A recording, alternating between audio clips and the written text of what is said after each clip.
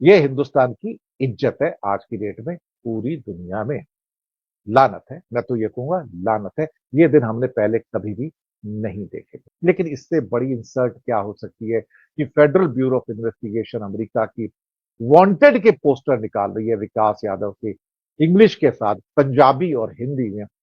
मतलब कई बार तो ऐसा लगता है ना कि वो अजीत डोभाल जैसे लोगों को, ये पूरा जो हमारा जो जासूसी विंग है ना, उनके लिए डूब मरने वाली बात है, जिल्लत वाली बात है कि हम देशवासियों को इतना अपमान सहना पड़ रहा है, इतना एक ह्यूमिलेशन सहना पड़ रहा है इन लोगों की वजह से जो विदेशों में जाके लोगों को मरवा रहे हैं। और इनमें से सबका नाम आ रहा है, डोभाल का भी आ रहा है, अमित शाह का भी नाम आ रहा है। और चूंकि डोभाल पीएमओ के अंडर है तो पीएमओ का नाम भी आ रहा है उसके अंदर पूरा का पूरा। तो पीएम उससे कैसे मुक्त हो सकते हैं? तो क्या कहा जाए साहब। एफबीआई यानी कि federal bureau of investigation America, उन्होंने पन्नू के केस में रॉ का एजेंट जो था विकास यादव, उसके खिलाफ एक बार फिर से वारंट इशू किए हैं। और कमाल की बात है कि इस बार जो वारंट इशू किया गया है वो इंग्लिश के साथ साथ हिंदी और पंजाबी में भी इशू किया गया है। इससे तो भाई एम्बेरसिंग मोमेंट तो इंडिया के लिए इंसर्टिंग कुछ हो नहीं सकता, मैं आपको बताऊं।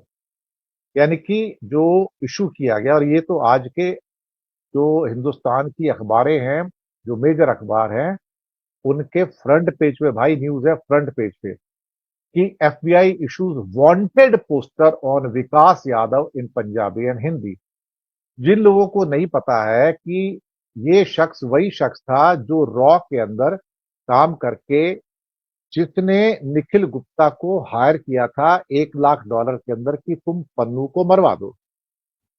फिर उसने एक अमेरिकन को वहां पर आगे हायर किया था, वो अमेरिकन एफबीआई का एजेंट निकल आया एक्चुअली।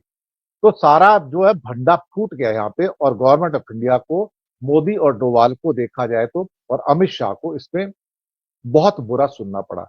अमित शाह का नाम भी आ गया कि अमित शाह वो आदमी है जो ऑर्डर देता है कि विदेशों के अंदर किस आदमी को खत्म करना है, ये भी कनाडा की ओर से निकल के आ गया।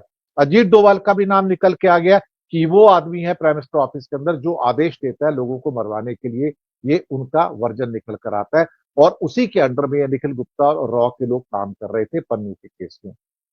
अब जब मोदी जी अमेरिका गए थे तो आपको याद होगा उस समय जब बाइडन से मिलने गए थे, तो उससे 2-3 दिन पहले व्हाइट हाउस के अंदर इसी बाइडन ने, और जो सिख सेपरेटिस्ट है, उनकी एक मीटिंग बुला ली थी। इससे मोदी जी को बड़ा धक्का लगा कि मेरे आने से पहले व्हाइट हाउस के अंदर जो सिख सेपरेटिस्ट है उनको बुलाकर उनका खैर मकदम यानी कि स्वागत किया जाता है। अब फिर से जब मोदी जी बाइडन से मिलते हैं रियो के अंदर, ब्राजील के अंदर G20 समिट में, यहां भी ये लफड़ा होता है। मोदी जी के मिलने से 2 दिन पहले एफबीआई जो है विकास यादव के नाम से वारंट इशू करता है, 3 भाषाओं में वारंट इशू करता है। एक तो है पंजाबी में, एक है हिंदी में, और अंग्रेजी में तो अमेरिका है तो आएगा ही आएगा। इससे बड़ा और इंसर्ट हो क्या सकता है? और आज के न्यूज़पेपर्स में या न्यूज़पेपर की वेबसाइट पे फ्रंट पेज के ऊपर ये सारी की सारी न्यूज है। इसकी कटिंग मैंने दिखाई, ये कटिंग टाइम्स ऑफ इंडिया से, ये भी मैं आपको बता दूं। तो ऐसे हालात है कि FBI issues wanted posters on Vikas Yadav in Punjabi Hindi. और भारत सरकार चाहती कि कैसे भी करके विकास यादव जो रॉ में काम करता था, डोवाल के अंडर और पीएमओ के अंडर काम करता था, उसको अमेरिका ना भेजा जाए। वो प्रेशर डाल रहा है अमेरिका की इसको भेजो, हम इसको एग्जामिनेशन करेंगे, उसको सजा देंगे। यहाँ पर इन्होंने यहाँ पे केस में नकली केस लगा के फंसवा दिया उसको, भाई उसको बाहर मत भेजो, उसको बोलो कि केस चल रहा है इंडिया में, और जब तक वो केस खत्म नहीं होता उसको बाहर नहीं भेज सकते। वो नकली केस बनाया गया उसके खिलाफ में सारा का सारा। वो मार्च अप्रैल से बेल में है। अब उसको हियरिंग की बारी आई तो दिल्ली हाई कोर्ट में आकर कहता है कि साहब मेरी तो जान को खतरा है, मैं तो आ ही नहीं सकता, मैं तो अपील नहीं हो सकता, मेरे को तो लोग मरवा देना चाहते हैं। पाकिस्तान लाइव के मुअज़्ज़िज़ नाज़रीन, अस्सलामुअलैकुम। भारतीय एजेंसी रॉ के एजेंट के अमेरिका में वारंट जारी होने और कनाडा की जानिब से अमित शाह को नोटिस मिलने के वाकयात भारत की आलमी सतह पर शदीद बदनामी का सबब बने हैं। भारतीय मीडिया और अवाम दोनों इन मामलात पर चिरागपा हैं।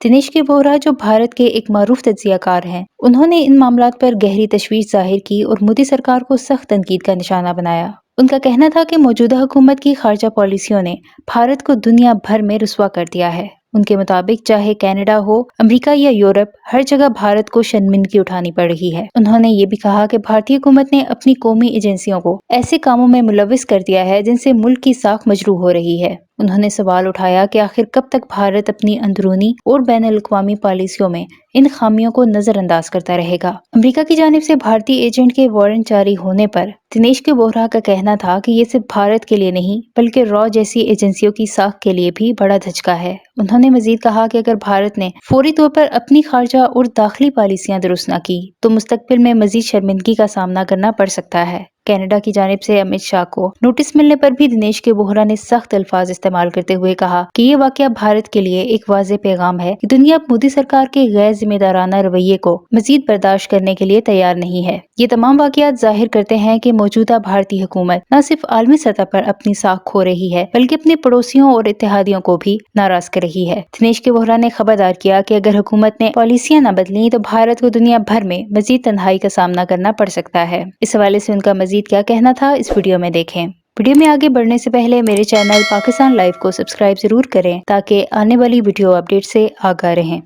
मैं कैसे बाहर आऊं, तो मुझे और एक्सटेंशन दीजिए। अब फरवरी के अंदर उसका केस का हियरिंग आएगा साहब। तो विकास यादव को इनडायरेक्टली कहा जाए तो भारत सरकार बचा रही है। कहीं ये अमेरिका चला गया तो सारा हमारा ढोल पिट जाएगा, हमारी हालत खराब हो जाएगी। लेकिन इससे बड़ी इंसल्ट क्या, यहां पर एक साइन कर दो।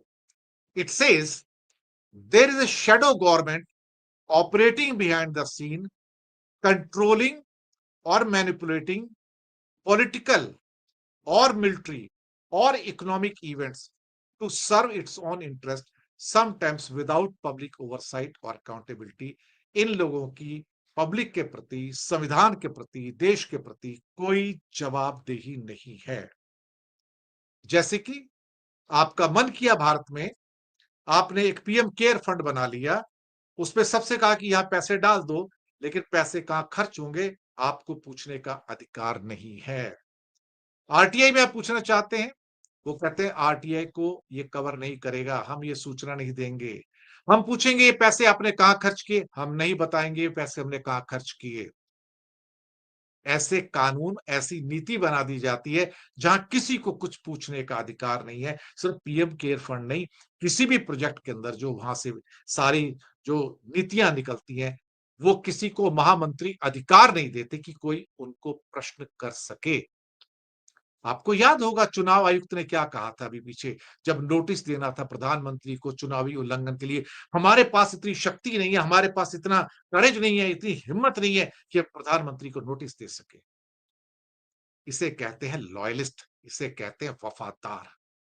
यानी कि ऐसे व्यक्ति चुनकर रखे जाते हैं जो कभी भी आपके ऊपर ऑब्जेक्शन ना करें, आपसे प्रश्न ना पूछें और कहें आका जिल्ले इलाही, जो आप कहेंगे वही हमारा भगवान है।